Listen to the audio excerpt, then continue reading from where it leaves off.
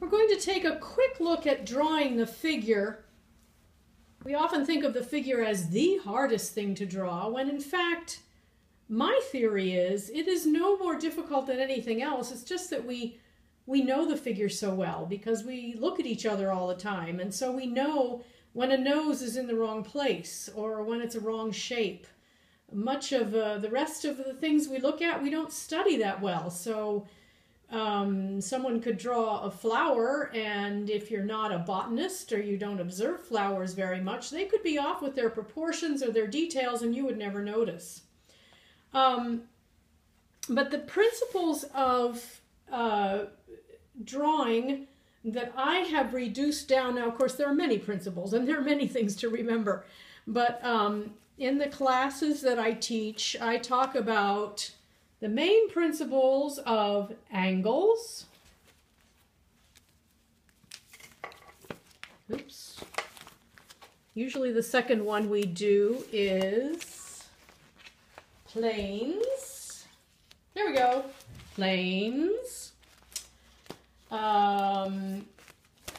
Measuring, or what I have come to refer to more often as proportioning, because this kind of measuring is proportion, not measuring with inches or meters or anything like that.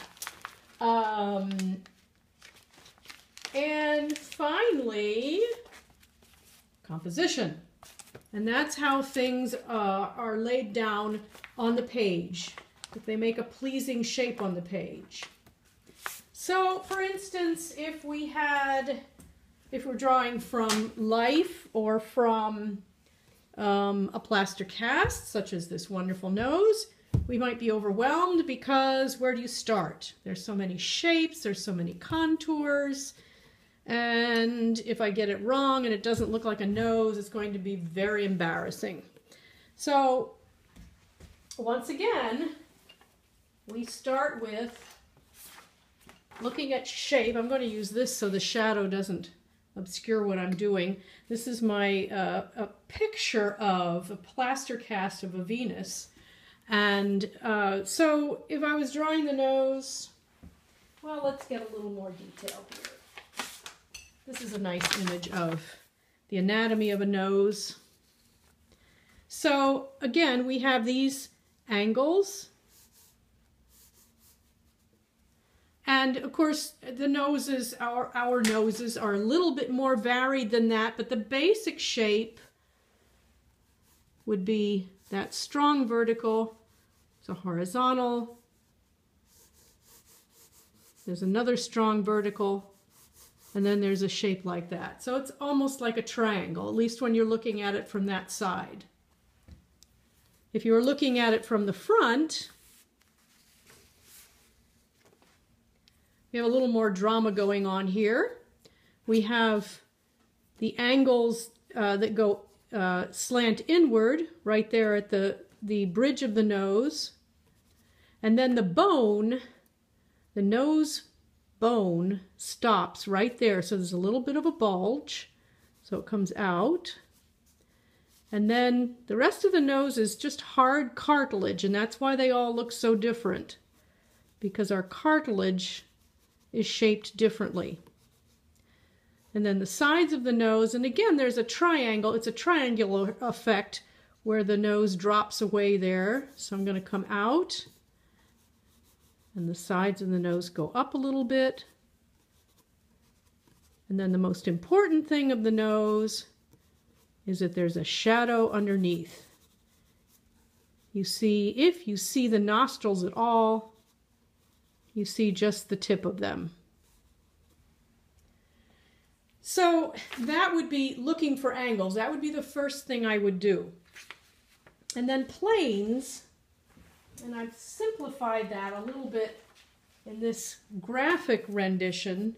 A plane is where edges meet.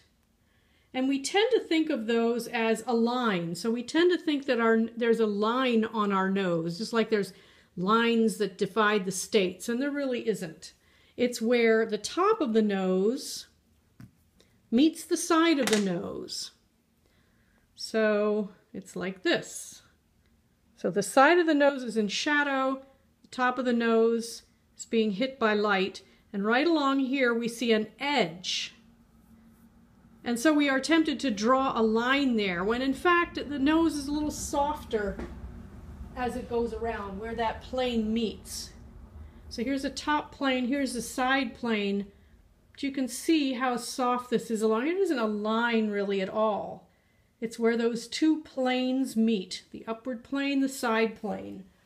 So observing that and rendering it is what makes things have volume. So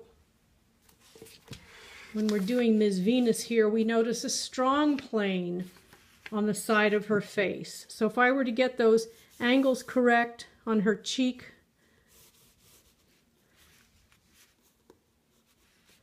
coming around, then I would want to be sure and give that some tone.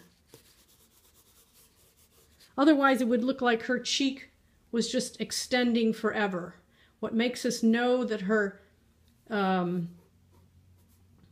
face has a roundness, and actually our faces are more boxes than they are round. This is the top of the box, this is the side of the box. Here's another top. So looking for planes, seeing them first, and sometimes we do a drawing exercise like this just to actually put the pen down on, experience the sensation of finding those planes and then rendering them. So finding them, seeing them in real life especially, is the first challenge. Getting them down is the second challenge, but for sure, if you don't see them, you're not going to be able to draw them. So that's a very important concept. And then there is, the measuring. Where did my measuring go? Measuring is, as I say, comparative. We do that by establishing, one of the first things we look for is, where is the midpoint? So the midpoint of this figure is right there. So we know that this, sort of the side of this chain here, is going to be midpoint, and then we would figure out what is the horizontal midpoint. And then we walk our way around those comparisons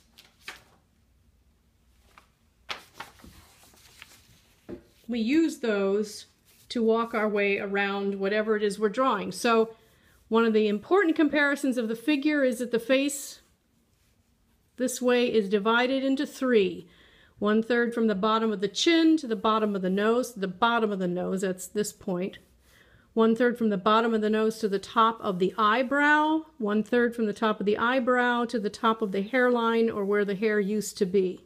We are all proportioned that way. Every single skull, unless there has been some sort of deformity or accident, we are all measured that way. 1, 2, 3.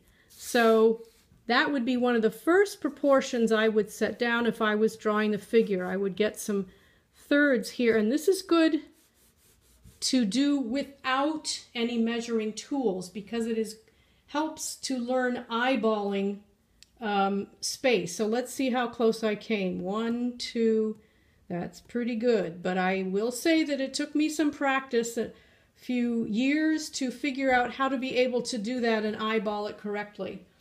So now that I know where the top of the eye, or top of the hairline is going to be, I know where the top of the brow is going to be, I can put those brows in. I know where the bottom of the nose is going to be. I can actually start to put that in. I know that the brow is like a shelf over the eyes, and it's mostly tone. I know that, and I usually cheat the chin. The mouth goes right in the middle here, and it's just a shadow really because it's a strong plane. Get that in, and there's a shadow underneath the lip there. So that is kind of a goofy looking person at this point because I've done it very quickly. But it does have the beginnings of believability for the figure. And then composition is what I would consider the hardest thing because we get so absorbed in trying to get all the parts and pieces together. But very important, now I took an image and fuzzed it out to see the basic shapes. Most artists do lots and lots of thumbnails. This is Dennis Hopper, and you can see he ended up with this, which is probably most people are familiar with, as a very famous painter, but he went through many incarnations of drawings on notebook paper. You can see the lines in the notebook paper there to figure out exactly where he wanted to place all the elements. Whether it's abstract artists or figurative artists, the placement on the page or the composition is a very important element.